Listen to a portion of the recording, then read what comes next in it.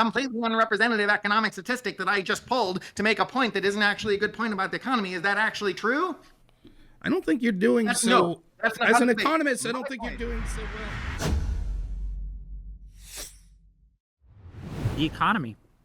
There's a lot of people who say we are struggling, that things are going bad, that we have these super high inflations.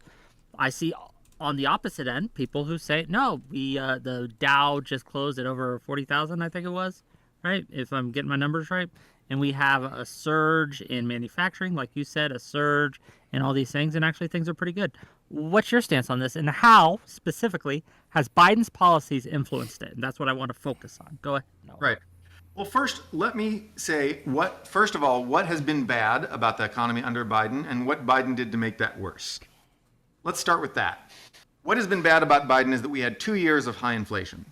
Roughly 2021 and 2022 were high inflation years. There's the highest inflation we'd seen since the 70s. It made incomes go down. It made wealth go down. It made a bunch of stuff go down that we don't want to go down, right? Wages.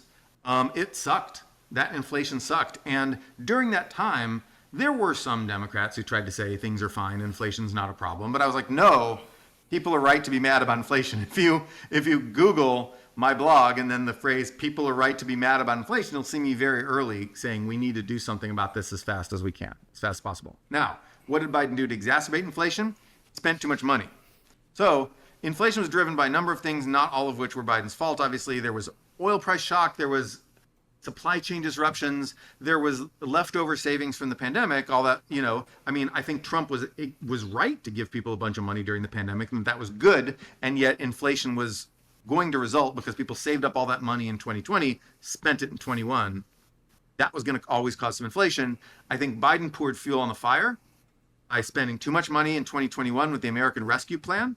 They expected the pandemic to go on much longer than it did, which is to say they expected people to be hiding out in their houses in 2021 like they did in 2020, and that just didn't happen. People came out, started spending money again, and so they got this policy wrong.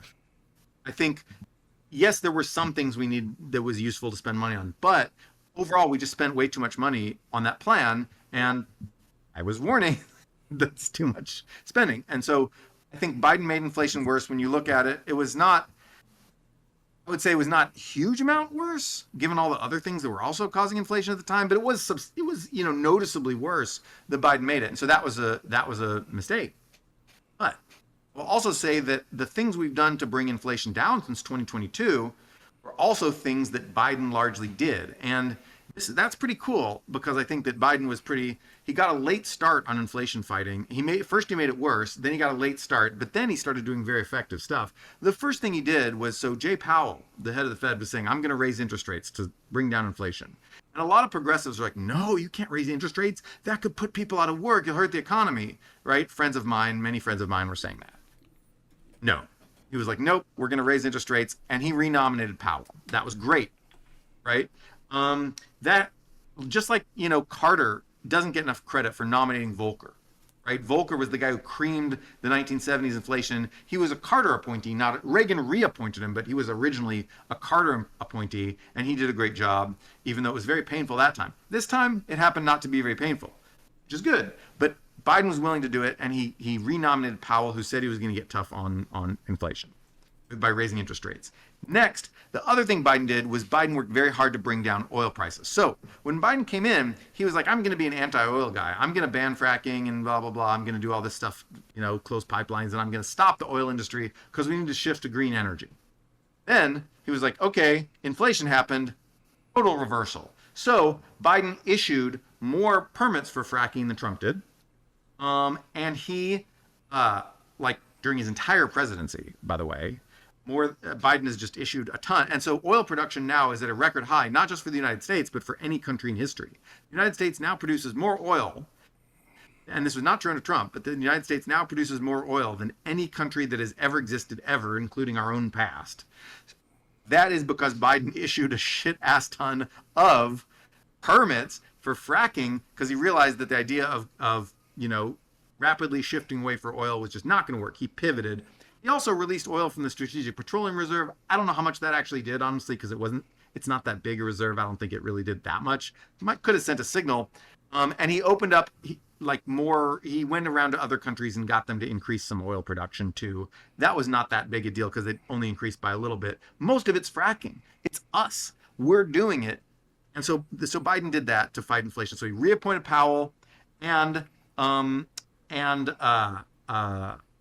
drilled for oil, which I think have been the main things that have brought inflation down. Is inflation down to where it needs to be? No. It's still about 3, maybe 3.5%, depending on whether you use the CPI or the PCE. That's too high. It's annoying, but it's not anywhere near where it was in 2021, 2022, which is like 8%, right? We brought inflation down so much, and I think most of the decrease was directly through things that Joe Biden did. So I give him a lot of credit on inflation. As for the job market, I think the job market's very strong. I don't know how much credit I give Biden for that because I think it could have gone the other way. Raising interest rates to fight inflation could have thrown people out of work, and we lucked out, and it didn't. I do think the industrial policy, the building the factories, has done some things to benefit employment, but when you look at the numbers, it's only a little bit. I think that Biden's spending has done a little bit to benefit employment, but when you look at the numbers, it's only a bit. So I think that the job market is strong on its own. But I will say there's one other really important thing that Biden did, not Biden himself, but his appointees, his administration did, which was, by the way, if you buy the theory that Biden's just too old, it's all his appointees, well, that's everything. But, okay, but the point is that in 2023, in early 2023, we saw 3 mid-sized regional banks fail. And so that threatened to cause a banking crisis. We quickly squashed it. We really squashed it with very effective measures. In fact, I was writing a post saying, here's what we need to do, and listing a list of measures. And then before I hit publish on the post, a news story came out saying we had done every single one of the things that I was about to suggest. Really fast. It was like 3 days. It took us 3 days to do those things. Now, you talk to people about the great banking crisis of 2023. They're like, what? Oh yeah, there was that bank that failed, Silicon Valley Bank. Actually, there were 3 banks, but yeah. So Biden's appointees, Yellen, especially Yellen, it was mostly Yellen, crushed that financial crisis before it could get started, and that could have hurt the job market, could have really hurt things, and it didn't. It was a nothing burger. Nothing happened because they crushed it really quick. An emergency lending facility and some temporary backstops to this and that deposits, and I could go into that crap, but I won't. Biden has done a really good job in the economy, except for the fact that he spent too much money in his first year and exacerbated inflation in 2021. After that, he got religion and got really good on the economy and has been great since that. There's my thesis. Okay, Noah, or I'm sorry, Rob. You talk so much, I got your name on my brain. Rob?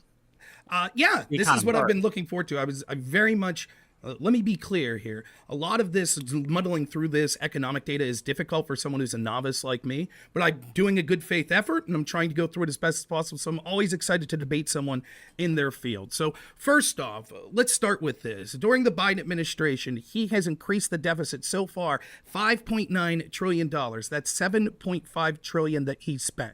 So ask yourself this question. That's basically on track to what Trump would have spent, and that includes Trump's, what I think was disastrous 4th year, where they spent way too much money. But that was during a pandemic. Now, I'm not excusing Trump. One of the things that I think Noah and I could probably agree on is some of this massive spending, or a large group of this massive spending, occurred before Biden was in office. Now, Biden would have supported that spending, and Democrats wanted even more spending. But it is true. We can't, that if you're someone who's a fiscal conservative that wants to look at Trump and ignore the massive spending he had, you're making a huge mistake. However, I think we could both give credit to the fact that whatever the reason, because we embrace things like lockdowns, that was going to intuit that we had to spend a bunch of money, something I disagreed with the lockdowns and I disagreed with the spending, but that would understand why 2020 saw that massive spending. The fact that Biden's on pace to almost equal over 4 years, the 4 years of Trump had, including that massive year, shows just how much money he spent. And ask yourself this, have we got a good bang for our buck? With all of this money being spent, Is your life getting better? Is your purchasing power increasing? No, it looks like real wages over the course of Biden's presidency is down 4.4%, your actual purchasing power when you include the wages that went up. Let's look at some numbers, the actual on-the-ground real-world situation. Average consumer debt, $23,000. Only 7% of Americans make $150,000. 37% of Americans aren't investing for retirement. 66% are living paycheck to paycheck. 43% are say they're going to be in debt for the next 1 to 5 years. Price of gasoline's gone up 30%. Lumber's gone up 347%. We have things like wheat that's gone up 43%. Shelter costs are up 20.9%. Gas prices and car insurance, 51%. Vehicle repairs 40%. Groceries up 20%. The fast food index, the vaunted Big Mac index that people used to use because that's something that sort of price controls and government intervention doesn't have much influence on. Depending on the numbers you're looking at, are up as high as 80%. These are the real situations on the ground. So while you got a nominal increase in your wage on average, and keep in mind, because of the disastrous policies of the lockdown plus stimulus, we saw a large transfer of wealth from poor and working class to upper class people. So we shouldn't even be looking at the mean. We should be looking at the median. The median household is struggling. Inflation hurts poor people more because they use a higher percentage of their income for these resources like food, gas, things like that. And they are struggling. So I saw Noah was retweeting out something today where it was like 50-something% of people think we're in a recession. And technically we're not in a recession. And Noah's right to point out that there are people that are like, why can't we get this across the American people? It's because the technical definition of a recession doesn't matter to the average person. No one wants to hear, well, technically, this is the exact definition of what they mean when they say we think we're in a recession is we're struggling. We can't get by. Credit card debt at all-time highs. I think it's at $11 trillion. The median home now costs 7.6 times the household income. That's even higher than the 2006-2008 housing bubble. Young people are being left behind. They can't afford homes. They can't afford cars. They can't even afford to go out to eat. And so while all of this is happening and we see the inflation increasing, now we're told, well, it's dipped. And I said this from the get-go, again, as an economic novice. Imagine if I told you the price of milk would be up 40% in 4 years under a presidency. If that happened 10% per year, you would say, oh, inflation's remained the same. But if it happened 35% the first year and then 5% over the next 3, people would be celebrating, saying, see, we beat inflation. That's tantamount to what happened in the Biden administration. Because of the massive spending that they put forth and the disastrous policies, and not just the spending, but where they were spending it, prioritizing it many times overseas to a bunch of things that weren't really beneficial to the average American, we now see these prices skyrocketing, and we're being told, oh, don't believe your lying eyes, things are going down, inflation's going down. It's not decreasing. The amount of the cost of these products isn't decreasing. The rate that they're increasing is slipping. But oh, guess what? Now it's going up. So inflation's actually increasing expectations. According to the Fed notes from the other day, you heard Noah talk about how, well, Jerome Powell was, was raising rates, which people were worried about because they thought it could hurt things like the stock market, but it would slow inflation. Now the Fed notes suggest, whoops, they're going to stop those hikes. And people are saying the scuttlebutt is, here come the rate collapses again. They're going to cut the rates again. And what we're seeing is actually tantamount to what's going to possibly be stagflation. You can see that 19 states now have decreasing job numbers. The job numbers, the labor force participation is still below levels that it was before the pandemic. So all these jobs that are being created, it's just jobs that we lost because of the disastrous lockdown policies, which I have to wag my finger at Noah. I think from looking into your record, you supported those lockdowns. So because we shut people down and forced them out of work, and now we're letting them come back to work, we say, oh, that's great. We've created all these jobs, but we still don't have the labor force participation we had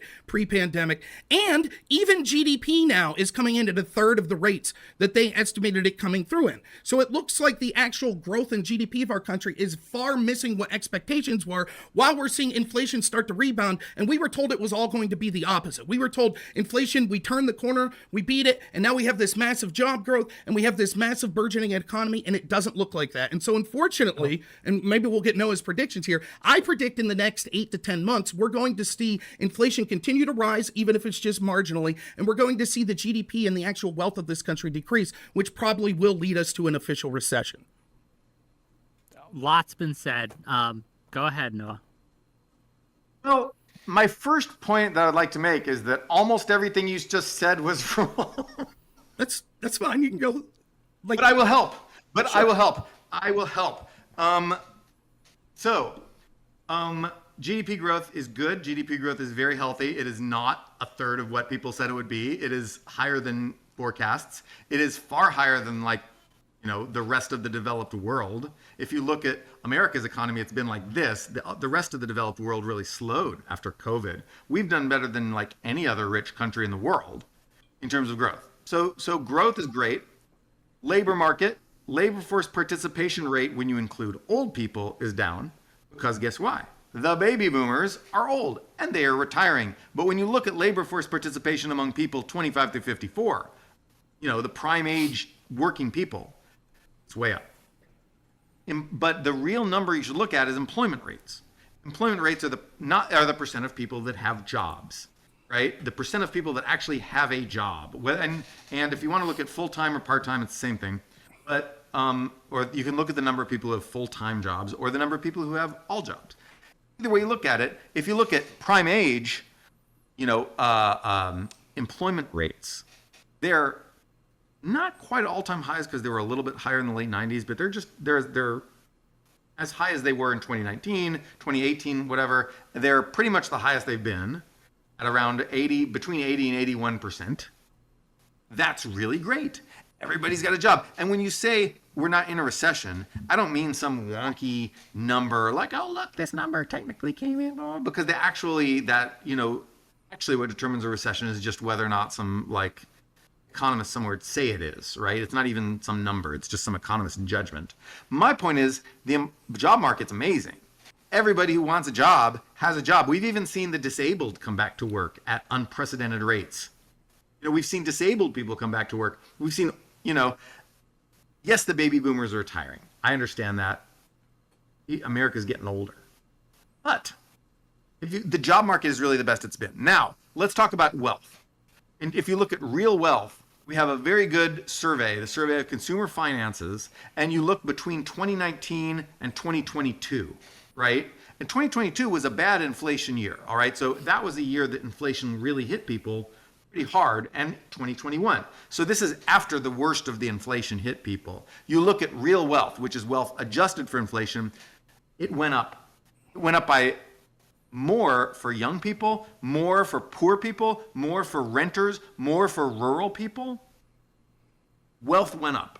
People's wealth went up, and you say, oh, the house prices have increased by so much, they can't even afford a house. Well, okay, that's true, but it is a fact of life in America that most people's wealth, unless you're rich, comes from your house. So when you talk about the value of a house going up, everybody people like it when the value of their house goes up because, large majority of Americans are homeowners or live in a home-owning household at least. People like when their house gets more valuable because, then you're richer when your house is more valuable. And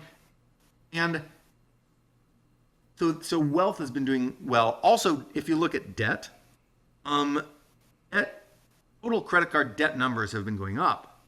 But debt relative to income, the reason they've been going up is just inflation like everything else. But if you look at debt relative to income, that has gone down. People are much less in debt than they used to be, especially before the financial crisis of 2008.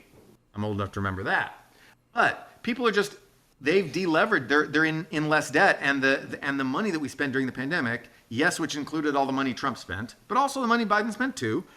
People use that to pay down their debts. And one reason why wealth for the middle class, for the working class, is at these all-time highs, is because they pay down debts, and debt subtracts from your wealth. So when you have wealth, you have your assets, your liabilities. You pay down your liabilities with money the government hands you, which is why we gave them the money in the first place to pay down those debts. They pay down the debts. And so now between the increase in house prices and the increase in house prices, those houses aren't owned by some big company. It's not like increase in food prices where it's like going to some Asian chicken or something, right? It's the houses are owned by the middle class and the working class of America. And so that means an increase in wealth. Between that and the debt decrease, we've seen wealth go up. In terms of wages, real wages, when there was this weird spike during the pandemic where everybody, got laid off their job for 6 months or something like that, and wages went way up because the the rich people all got to keep their jobs, and it was the poor people who got temporarily laid off. That sucked. Sorry, it was pandemic. It was shitty. But then it went right back down. And then if you subtract out that little spike and you look at the trend, it's just a smooth upward trend. Now, it was up during Trump too, and that's great, right? All credit to Trump. Good job, Trump.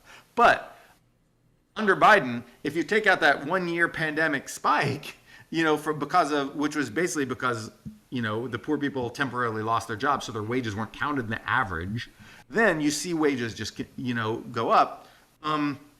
Wages under Biden have gone up more for the working class than for top earners. The people who've gained the most are the people in the bottom 20% or bottom 40% of the distribution. It's cashiers and clerks and delivery people and drivers and, just the people that I don't know, maybe you think they're invisible and maybe you don't care about them, but Democrats used to care about those guys a lot, the working class, and Republicans sometimes say they care about them. I'm not sure who really cares about those guys, but I think Biden does because he's from the very old. One advantage of being old is that he's old enough to remember when Democrats really cared a lot about the working class. And so I think he really cared about those blue collar people, those lower wage earners, and their wages have done especially well. And I've got links to just tons of data to show that. So wealth has done well, income's done well, jobs have done well. This is not a recession. Are people upset and angry about stuff that's going on in American society? They are. But when you look at consumer sentiment, right, you see that Republicans are just unusually mad. The reason why consumer sentiment is low under Biden is because Republicans are unusually mad.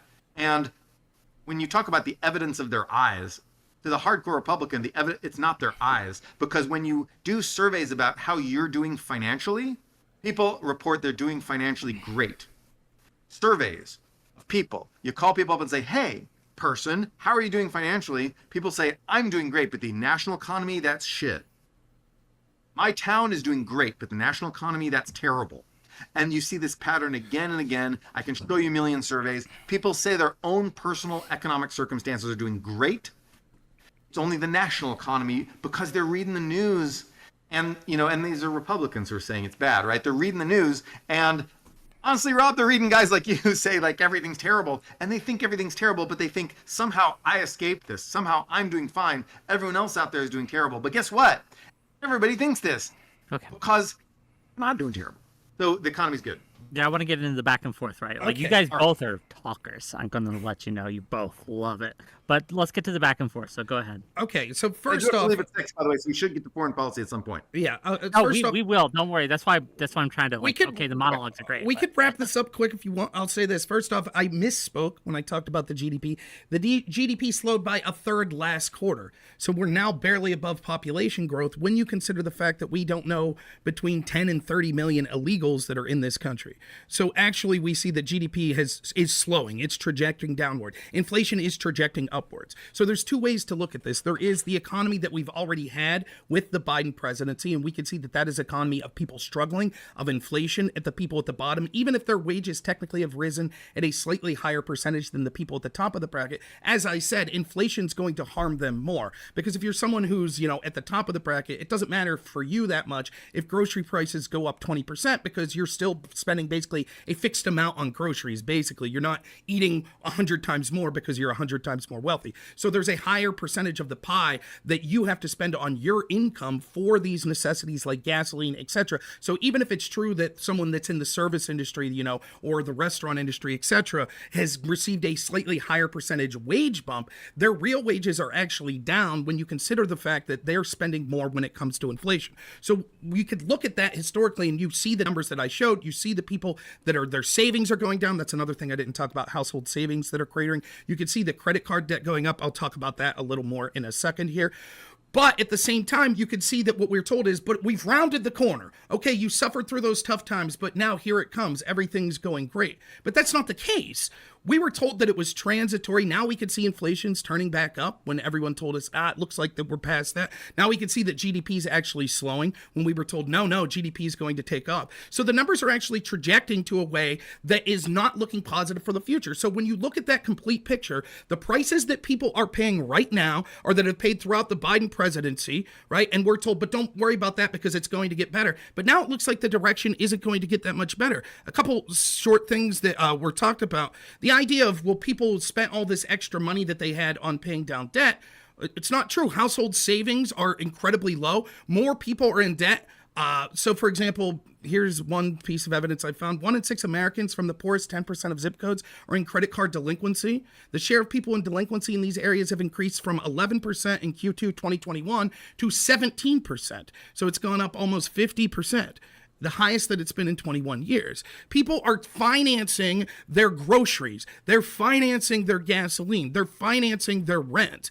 That's what's occurring to people at the poorest levels. And on the averages, it's looking okay because the incredibly wealthy, or the GDP of the country has grown somewhat. But you expect that anyways. On a linear trajectory, you would expect just without any intervention that the GDP would continue to grow.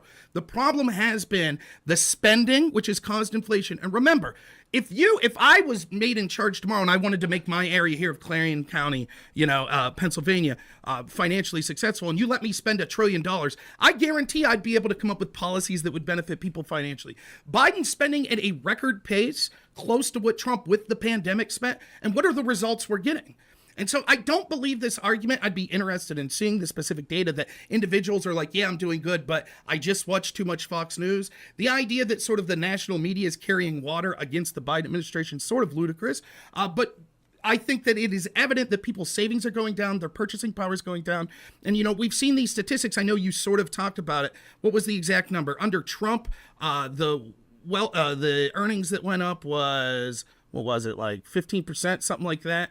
And under Biden, people's wealth went up 15%. Under Biden, it's 0.7. And the argument that we're given with that is like, well, yeah, but that has to do with because, the pandemic and things like that, and because of the massive spending that we had. I don't disagree that some of that spending was a problem, but still we see spending rates continue, and that wealth's just not coming back. People aren't seeing it. People lost small businesses. Many of the jobs that are being created for people. In fact, I believe I read a statistic somewhere that said almost every job created was created for a foreign-born person. I don't know. So let me finish this point. Let me finish this point real quick. So in other words, the jobs that we're talking about, almost all of them have been for foreign-born people. So the people that were citizens of this country that grew up living here, they're not seeing this recovery. They're seeing increased prices. Okay, I don't know if you guys know the meaning of back and forth, right? But you guys keep doing this where it's like point after point after point. Let's right. go one at a time. Almost every single thing that you said was wrong in that list. And I could go.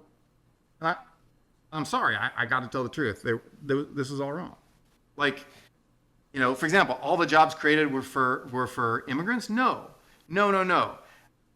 Baby boomers retired. Tons of jobs are created for Americans of working age. Tons of new jobs. And then immigrants got jobs too. Employment rates are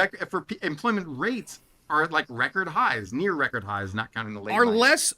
Can I just to clarify, No, Rob, come on. I was just asking a clarifying question. If you don't want, that's fine. You just gave me 20 wrong points. And now okay. I talk but about you one go wrong ahead. point. I was just trying to clarify. Go for it. Okay. Like, food consumption is up.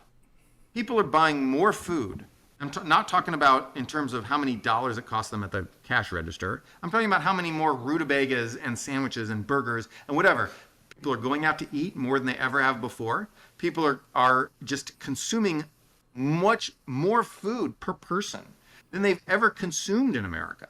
And you'd think if people were struggling, people are actually eating more. And I'm not talking about some average where you have one fat guy who brings up the average by eating all the shit. I'm talking about your like median household consumption of food is when people are eating the food. And I just can't understand how this narrative of people like, who can't have all this food is, obviously there's always some poor people in America who cannot get food, and I want to help those people. That's why I'm a Democrat.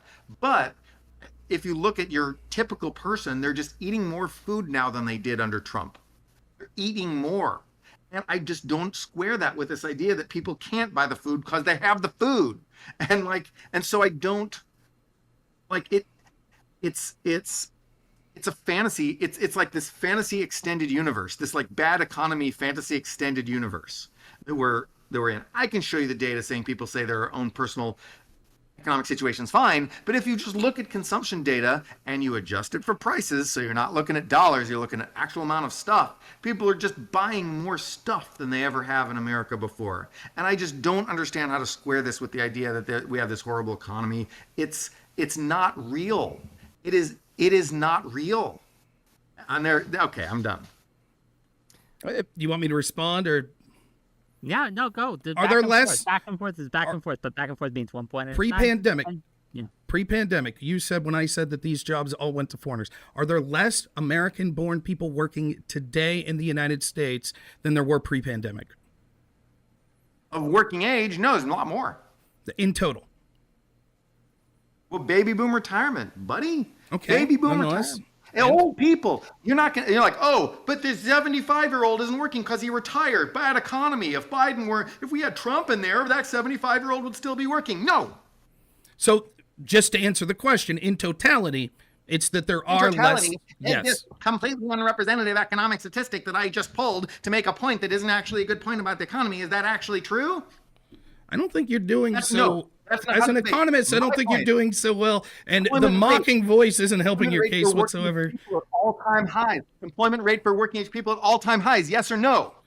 That could be true. Yes I or don't no? know. Okay, let's say yes. I'll Could be answer. true, I don't know. I don't know, but I'll I'll answer take your yes. word for it. Good. But okay, the hyperbolic interactions isn't suiting you so well. Sounds like you're getting a little frustrated here for some reason. Anyways, the point is, right?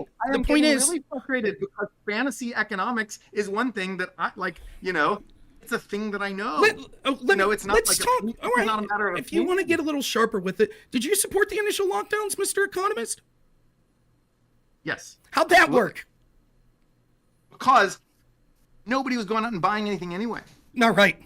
Everybody, That's not true. Everybody was staying home That's not because they true. were scared of shit. That's not true. It is. It's not true. It is. That's absolutely not. So you're telling me that all the businesses Prove that it. okay, Prove it. okay, Prove it. I'll prove it. I know at least 5 small businesses that were forced to shut down that were doing phenomenal business when they were forced to shut down. They were doing good business during the pandemic, but the state of Pennsylvania forced them to shut down at the time. You're telling me that no one would have went out, that no one was upset about lockdowns because they were all staying at home anyways? That's what you're telling me?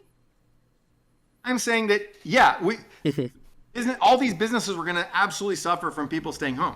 They might have suffered somewhat, but they weren't going to suffer near to the levels what they did. In fact, if we would have had a more sober-minded approach, other than what economists like you, please, if we'd had a more if we would have had a more sober-minded approach, other than what economists like you and many other fearmongers were doing, we would have told people that actually the data was remarkable. That what we even saw early was the pandemic was of low risk to working age people and people that were engaged in the working market. The average age of death of COVID is actually beyond the average life expectancy in the United States. It's something like 78. This was a pandemic that affected people with severe comorbidities and the very old. And what we did was we shut down the biggest economy in the history of the world in order to fight this pandemic to protect people. And then in many places, like in Pennsylvania, we actually took people that had COVID and put them in nursing homes. So we said that you had to stop the economy or else grandma would get sick and die. So we shut down the economy and then we forced COVID patients into nursing homes. It was these sort of disastrous policies that lead to where we are. So when you talk about fake economic statistics and you want to make fun of people, I just want people to take with a grain of salt the fact that you are an economist who cheered for a policy that intentionally sabotaged the United States and world economy. That's what you did. That's nuts. No, because Sweden didn't do any lockdowns. Yes Yeah. or no? Did Sweden do a lockdown? Not near to the extent, almost no. I'll say no for the sake of Sweden argument. didn't do a lockdown. Sure. Okay. Did Sweden's economy do better than other places? I believe so. No, it did the same. It did the exact same. I think it did Everywhere marginally better. around it. Denmark, Norway, Finland. You look at these, they're just the same curve.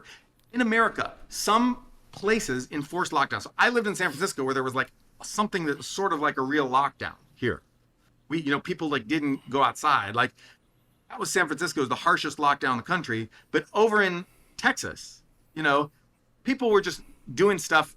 They were like, fuck this lockdown. And they didn't really do it. Right. And you can look at Google mobility data to show that people were going to restaurants and doing all this stuff in defiance of lockdowns, and it didn't really take. And yet, did you see like worse economic outcomes in the places that had lockdown? No, it was the exact same economic outcome everywhere. That's not true. You didn't. I can show you the research. It's not true. The lockdowns didn't do shit. So Honestly, maybe they saved some lives.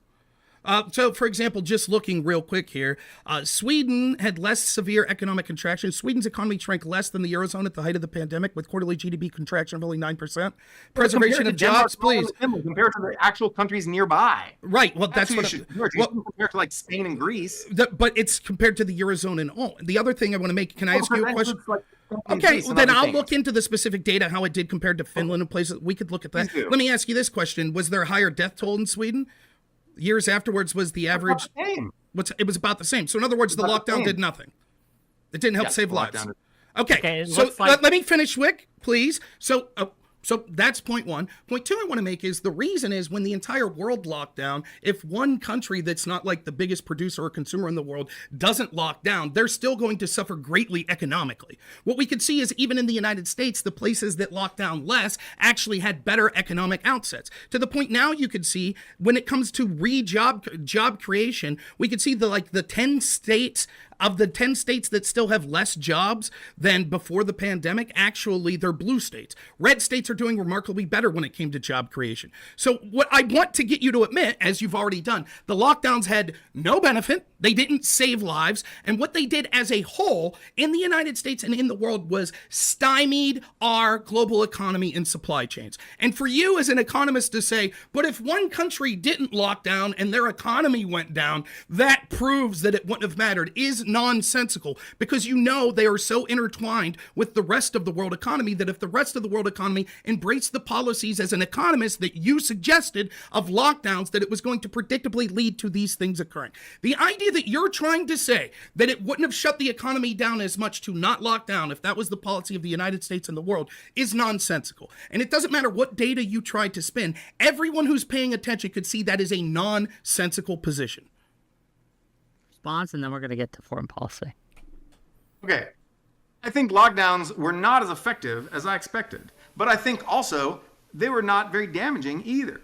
Because when I look at why, when I look across different countries and I look at what happened to these countries depending on like what lockdown policies they did, I see very little variance.